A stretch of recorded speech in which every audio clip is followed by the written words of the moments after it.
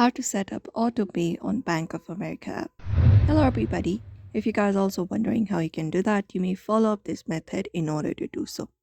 So for that, first thing is you may access Bank of America website or the application and simply go ahead and log in into your account using your credentials.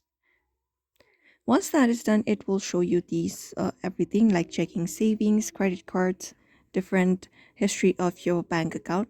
So the next thing you can do in order to add is at the very top at the horizontal menu, you can find a pay and transfer option right beside accounts. You may just go ahead and tap on it. Once tapped on it, here it will show you different options.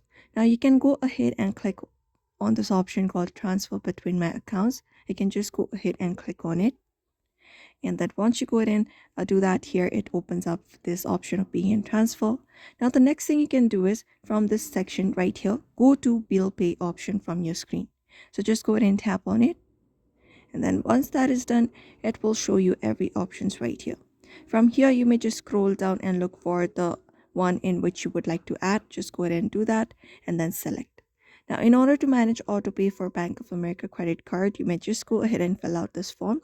The first thing is pay from, another is deliver by, and next is amount. After that, you may also check out your email notifications. So in the first option, you can select pay from. So you can select the option called Slava Money. Just go ahead and click on it or click on Slava Capital. For example, Slava Capital. On the next step, you can select up how you would like it to be delivered. You can select up a due date, a date before the due date, or earliest delivery date. So just go ahead and click on it. And then once that is done, select an amount. So you can select an amount, total minus payment due or statement balance. You can just go ahead and select it. And then just go ahead and do that. After that, you will be automatically paying your Bank of America credit card bill. So just go ahead and read the terms and conditions, and you may print it for your records, or you may even close it.